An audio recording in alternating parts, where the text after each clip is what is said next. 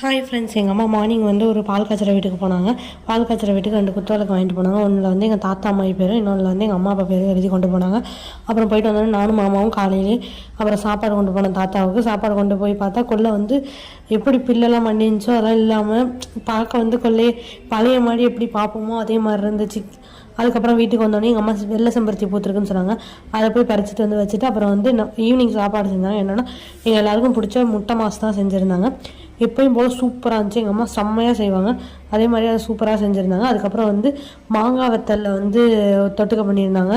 அதுவும் சூப்பராக வீட்டிலே இருக்க மாங்காவை பறித்து அதையும் வத்தலாம் வச்சுருந்து அதை வந்து அதுவும் மண்ணடுப்புலேயே எரித்து கொடுப்பாங்க. அதுவும் சூப்பராக இருந்துச்சு. அதுக்கப்புறம் வந்து இன்றைக்கி சித்தி வீட்டிலேருந்து மீன் குழம்பு வந்துருந்துச்சு, வறுத்த மீன் குழம்பு எல்லாம்.